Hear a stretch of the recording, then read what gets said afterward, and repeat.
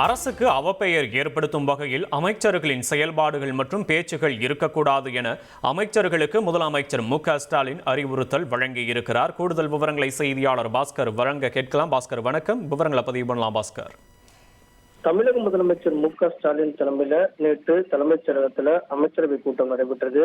ஒரு அரை மணி நேரம் மட்டுமே அந்த கூட்டம், அமைச்சரவை கூட்டம் என்பது நடைபெற்றது.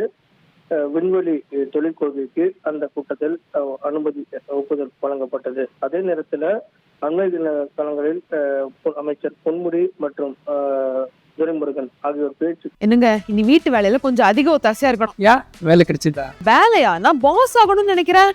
எப்படி? பாஸ் வாலா பி தி பாஸ். சர்ச்சைகளை ஏற்படுத்தியது. இது அமைச்சரவை கூட்டத்திலையும் எதிரொலித்தது.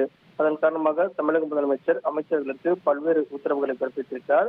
அரசுக்கு அவப்பெயரை ஏற்படுத்தும் வகையில அமைச்சர்களுடைய செயல்பாடுகள், பேச்சுக்கள் இருக்கக்கூடாது என்றும், அவ்வாறு நடைபெற்றால் கடும் நடவடிக்கை எடுக்கப்படும் என்பதையும் உத்தரவாக பிறப்பித்திருக்கிறார்.